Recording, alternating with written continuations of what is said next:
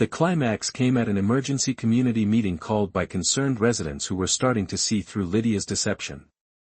I arrived with boxes of evidence, supported by Sophia, Walter, and surprisingly Clara Hayes, who'd become a vocal advocate for truth. The room was tense as I presented everything methodically. The moved boundary markers with photographic proof, the fabricated documents with forensic analysis, the conservation easement that legally protected the property, and finally the damning video of Lydia planting and removing contamination barrels under cover of darkness. The crowd's mood shifted from skepticism to shock to righteous anger. When I showed the leaked emails about selling lakefront property to developers for millions in commission, someone in the back shouted, "She's been playing us all for fools." Lydia's response was desperate and increasingly unhinged. She accused me of doctoring evidence, of conspiring with disgruntled residents, of being motivated purely by greed. But her support was crumbling in real time. Board members distanced themselves, claiming ignorance of her schemes. Nate Powell, realizing he'd been used as a pawn, switched sides dramatically. "I believed her lies," he announced to the room. "I'm willing to testify about everything I know regarding Lydia's manipulation." Even Deputy Luke stepped forward, the weight of months of blackmail finally breaking him. He admitted to the crowd that Lydia had been threatening him with an old DUI charge to force his cooperation. His confession lifted a visible weight from his shoulders, and several residents applauded his courage in finally telling the truth. As the meeting devolved into chaos with residents demanding Lydia's immediate resignation and criminal investigation, I felt a mix of vindication and exhaustion. The truth was finally out, but the damage to the community would take time to heal. Sophia live-streamed the entire confrontation, and within hours it had spread far beyond Pine Hollow. Comments poured in from people sharing similar stories of HOA overreach, making our fight a symbol of resistance against corrupt community associations nationwide.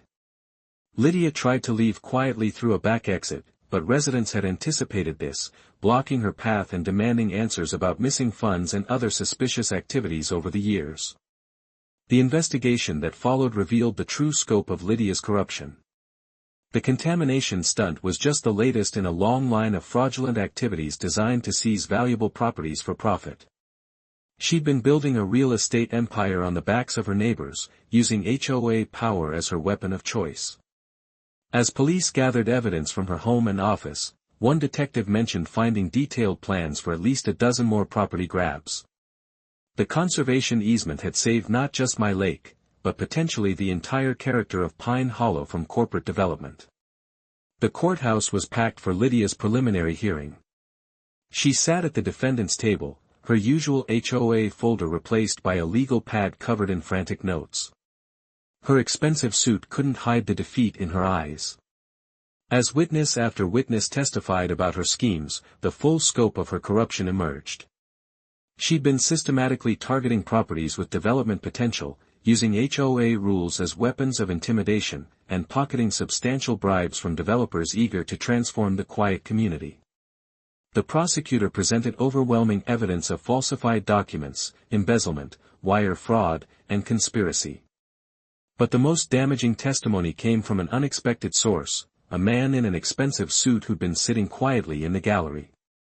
Harold Vance, the supposedly missing HOA treasurer, stood to testify. It turned out he hadn't fled with stolen funds as Lydia had claimed to cover her own embezzlement.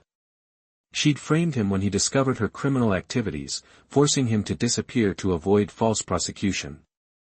"I've been working with federal investigators for 5 years, Vance stated clearly, his voice carrying the authority of someone who'd endured hell and emerged stronger. "Lydia Warwick destroyed my life and reputation, but she made one crucial mistake: she kept meticulous records of everything, including the forged documents she created in my name." The courtroom erupted as he produced boxes of evidence, including secret recordings of Lydia discussing her plans to steal my lake and other properties. Her carefully constructed lies unraveled completely. Lydia's composure finally shattered under the weight of irrefutable evidence. As testimony #the lake war, hands up. "Step out of the tent now. That's what woke me at 2 a.m. Cops with flashlights treating me like a criminal on my own property. HOA President Lydia Warwick stood behind them, smirking as police ordered me off the lake my grandfather bought 60 years ago. The property had been in my family for 3 generations. Every summer, Grandpa took me fishing at dawn, teaching me patience while mist rose off the water. "This land is our legacy, Evan," he'd say. "Never let anyone take what's rightfully yours." Deputy Luke Carver's voice boomed through my tent fabric. "Sir, step out with your hands visible." Behind him stood Lydia in her Navy power suit, clutching her ever-present folder. Her silver hair pulled back so tight it stretched her face into a permanent scowl. "We've received a report of trespassing on community property," Luke continued, clearly uncomfortable. "This is my property," I said, reaching for my wallet. "My grandfather registered this land decades ago." Lydia stepped forward, voice sharp as glass. "This lake has been designated community property according to documents filed by Harold Vance, our former treasurer. Your alleged ownership papers are irrelevant, Mr. Harford." She deliberately mispronounced my name. Clara Hayes, one of the other residents standing nearby, muttered something about Vance leaving town years ago after some scandal. But Lydia silenced her with a glare. The confrontation escalated quickly. Lydia waved her folder like a weapon, insisting that the HOA's rules superseded any county records. She claimed they'd been organizing community events at the lake for months, charging fees that went into the association's coffers. The absurdity of it all made my head spin. They'd been profiting off my family's land while I'd been working 60-hour weeks in the city. I noticed a HOA sign planted near what I knew was my property line, positioned just wrong enough to be suspicious.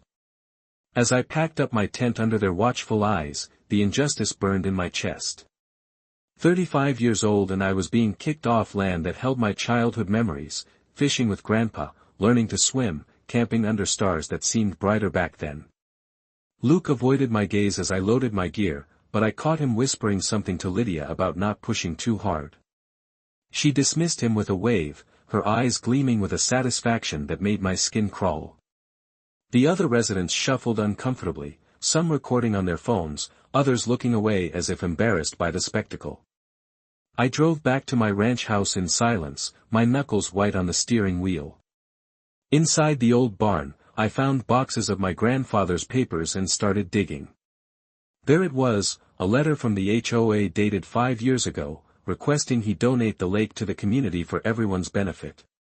His response was a firm refusal, complete with copies of the original deed and survey maps. The dates didn't match what Lydia claimed about Vance's document. Something bigger was at play here, and I was determined to uncover it. As I sorted through more papers, my phone buzzed with a text from an unknown number: "Check your barn tomorrow morning. LW." My blood ran cold. I grabbed a flashlight and headed back outside, my footsteps crunching on gravel. The barn door creaked as I pushed it open, but nothing seemed disturbed. Still, the message left me uneasy. A week had passed since the midnight invasion, and I'd spent every spare moment preparing for war. The Pine Hollow HOA offices occupied a converted house on Maple Street, its perfectly manicured lawn a testament to the association's obsessive control. I walked in carrying my own folder of documents, ready for battle. The meeting room buzzed with conversation that died the moment I entered. The space had been arranged like a courtroom with the board's table elevated on a makeshift platform and a single chair positioned in the center like a defendant's seat. Lydia's wall of achievements loomed behind her, photos with local politicians, community service awards that now seemed laughably ironic, and a massive whiteboard covered in color-coded violations. Red pins marked problem properties on a neighborhood map, with my ranch circled 3 times in angry scarlet marker. Lydia sat at the head of the table, her folder prominently displayed, addressing me before I could even sit down. "Mr. Harford, the troublemaker, has decided to grace us with his presence," she announced, deliberately mangling my name again. The room's atmosphere turned hostile immediately. Nate Powell, a newer resident who'd moved in last year, stood up aggressively. "You don't belong here, Harper. This is a members-only meeting, and last I checked, you're not welcome after your trespassing stunt."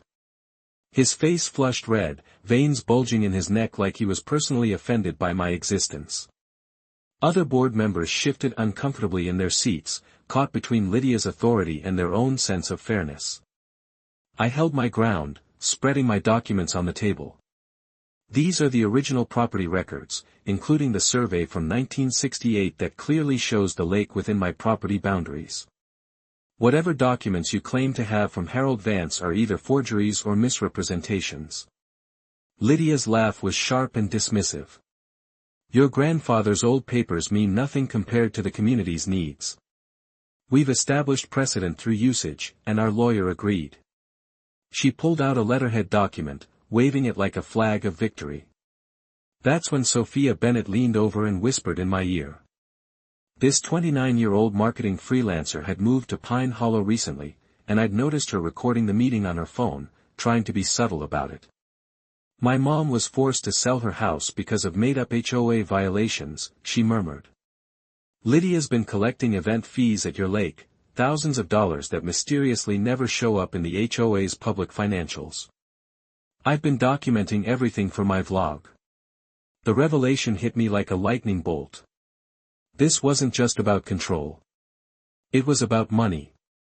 Lydia had turned my family's lake into her personal cash cow, organizing paid events and pocketing the proceeds. The sheer audacity of it made my hands shake with rage. I stood up, my voice carrying over the murmurs. So, you've been trespassing on my property and profiting from it? That's not just wrong, it's criminal. The room erupted in chaos with Nate shouting about community rights while Clara Hayes looked increasingly troubled. Lydia's response was swift and vicious. The harassment escalated. My boss received calls questioning my reliability. Someone left anonymous notes calling me selfish. Even my coffee shop suddenly had machine problems whenever I appeared. But I also noticed cracks in Lydia's support. Clara Hayes approached me at the gas station, admitting she'd never seen the actual Vance documents. She handed me a flash drive with security footage from the night my fence was damaged. The footage was damning, clearly showing Lydia's truck at 2 a.m. with two figures cutting my fence posts. The professional surveyor I hired cost me a week's wages, but it was worth every penny. He confirmed what I'd suspected. The property markers had been deliberately moved, and recently too. Someone used a post-hole digger here within the last 6 months, he said, pointing to the disturbed soil. Your actual property line extends 30 feet beyond where these new markers sit. I had him document everything, creating an official report that would stand up in court. Meanwhile, Lydia had escalated her campaign, organizing community appreciation events at my lake every weekend, complete with a banner reading, Pine Hollow HOA Lake, and a smaller sign that said, Evan Harper not welcome. The events were deliberately provocative. Residents posed for photos with hashtags about, our beautiful community lake, while Nate Powell stationed himself as an unofficial security guard, live streaming anyone who approached. They'd even set up a donation box for lake maintenance, though I knew exactly where that money was really going. The torn piece of fabric I found caught on my damaged fence was the smoking gun. It matched the logo on Lydia's company windbreaker, the same one she wore to every HOA meeting like a uniform of authority. That afternoon changed everything when Walter Grayson pulled up in his beat-up truck. This 70-year-old eccentric had lived in Pine Hollow his entire life, and his property bordered mine to the north. He climbed out slowly, adjusting his worn baseball cap, and pulled out a pizza box from the passenger seat. Not here for Italian food, son, he chuckled, opening it to reveal old documents and hand-drawn maps. Your grandpa and I went fishing every Sunday for 20 years. Man saved my life once when I fell through winter ice. Been waiting for the right time to return the favor. Walter's story was a gold mine of information. 20 years ago, the county had tried claiming his creek access was a public easement. They'd sent inspectors at dawn, hoping to catch him off guard, brought in experts with falsified credentials, even staged a public health scare about water contamination. But Walter had something they didn't expect, a law degree he'd earned through night school after Vietnam. They thought I was just another dumb farmer, he chuckled. Showed up to court with manure on my boots and precedents in my briefcase. Judge nearly choked on his coffee. He'd successfully fought the county over a similar land grab attempt, keeping documents that proved a pattern of fraudulent claims. Land's like fish, he said, his weathered face creasing into a grin. Slippery if you don't hold tight. Your grandpa knew that, which is why he had me witness all his paperwork. Sophia's investigation had uncovered something even more damaging. She'd found social media posts from 5 years ago showing Lydia at a seminar titled Maximizing HOA Revenue Through Creative Asset Management. The presenter was later convicted of fraud for teaching HOAs how to illegally seize property. She's been planning this for years, Sophia said, showing me screenshots she'd saved before Lydia made her profiles private. We also discovered Luke Carver and Lydia had gone to high school together, explaining his reluctance to intervene properly. The community meeting that night was a masterclass in manipulation. Lydia presented her evidence with the skill of a practiced con artist, showing photos of community events at the lake dating back 3 years. Of course, she failed to mention these were all after my grandfather's death when I'd been too busy with work to visit regularly. She painted me as an absent landowner trying to steal community resources, and many residents bought it. Nate led a group demanding I be banned from all HOA properties, while others signed a petition supporting the lake's community status. But cracks in her story started showing when Clara Hayes asked to see the original Vance documents. Lydia claimed they were in secure storage for legal reasons. When another resident questioned why the HOA's financial reports didn't show lake event revenue, she deflected with talk of separate accounting for special projects. I sat quietly recording everything, letting her dig her own grave with contradictions. Sophia caught it all on video, including Lydia's flash of panic when someone mentioned getting the county involved.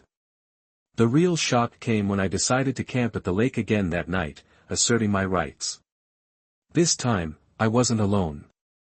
Walter parked his truck nearby as a witness while Sophia monitored social media for HOA chatter. Around 11 o'clock, we heard engines approaching. 3 trucks pulled up and a work crew began installing permanent fencing around their lake. The workers seemed nervous, constantly checking their phones and looking over their shoulders. Boss said this was all legal, but... The foreman trailed off, studying my surveyor's report.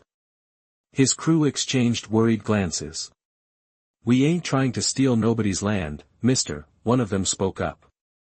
Got families to feed, but not like this. Another worker set down his post-hole digger, shaking his head. My daddy lost his farm to eminent domain. I know that look in your eyes. This ain't right. The moral weight of their actions was sinking in, cracking through whatever story Lydia had sold them. When I approached with my surveyor's report, the foreman backed away. Lady at the HOA said this was all legal, but I don't want no trouble, he muttered, packing up his tools despite Nate's protests. Walter pulled me aside as the workers left. That foreman's my nephew's buddy. Told him Lydia tried the same thing with the Henderson's Creek access 5 years back. They moved away rather than fight, but I kept copies of everything. He handed me another folder, this one containing email printouts between Lydia and various contractors, discussing property acquisition strategies that sounded more like corporate raids than community improvement. The evidence was mounting, but I needed something more decisive to end this once and for all. As we watched the confused workers drive away, Sophia's phone buzzed with notifications. Her latest vlog post about the confrontation had gone viral in the Pine Hollow community groups. Comments poured in from residents sharing their own stories of Lydia's overreach, mysterious fees, fabricated violations, and pressure tactics. The tide was turning, but Lydia wasn't someone who'd give up easily. That's when we heard it, a loud bang from across the lake, followed by the sound of a truck engine roaring to life. In the headlights, we could see my fence posts loaded in the truck bed as it sped away into the night. The climax came at an emergency community meeting. I arrived with boxes of evidence, moved boundary markers, fabricated documents, the conservation easement, and video of Lydia planting and removing contamination. The crowd's mood shifted from skepticism to shock to anger. When I showed emails about selling lakefront property to developers, someone shouted, "She's been playing us all." Lydia's response was desperate. She accused me of doctoring evidence, but her support crumbled. Board members distanced themselves, and even Deputy Luke stepped forward, admitting Lydia had blackmailed him with an old DUI to support her schemes. The courthouse was packed for Lydia's preliminary hearing. Witness after witness testified about her schemes, systematically targeting properties with development potential, using HOA rules as weapons, pocketing bribes from developers. But the most damaging testimony came from Harold Vance himself. The supposedly missing treasurer hadn't fled with stolen funds. Lydia had framed him when he discovered her embezzlement, forcing him into hiding for 5 years while he built a federal case. "Lydia Warwick destroyed my life," Vance stated clearly.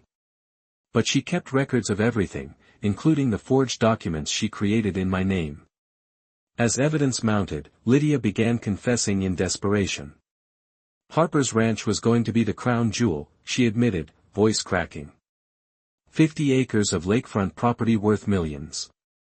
I'd already pre-sold it for a 10% commission. The judge's ruling was swift, 25 years for racketeering, fraud, and conspiracy. The HOA was dissolved, its assets returned to homeowners she'd been fleecing. "This conservation document represents foresight of previous generations," the judge stated. "Mr. Harper's property is protected in perpetuity. Any official attempting to violate it faces federal prosecution." As Lydia was led away in handcuffs, she glared at me one last time. Pure hatred, but also complete defeat. The victory celebration at the lake that weekend was perfect. Former HOA members brought food and drinks. Kids swam in water that had supposedly been poisoned. Clara Hayes brought homemade apple pie with "sorry" written in the crust. I stood at the end of my dock as the sun set, the same spot where grandfather taught me to fish 30 years ago. "This lake belongs to everyone now," I announced to the gathered crowd. My grandfather believed in sharing nature's beauty. But legally, officially, and forever, this land stays in the Harper family. Sophia set up a permanent webcam showing the lake, creating a memorial to our fight against corruption. The viewer count stayed surprisingly high, people checking in just to see the peaceful water. Even from jail, Lydia somehow managed to comment on the live stream, "That lake is an environmental hazard. This isn't over." The comment was buried under thousands of laughing emojis and sarcastic responses. Even in defeat, she couldn't let go. But that was fine, she had 25 years to think about it. 2 weeks later, another letter arrived from an HOA 3 towns over. "We've been monitoring your situation with interest. We have concerns about your influence on our community standards." I laughed. Really laughed for the first time in months. Some people never learn, but neither do I.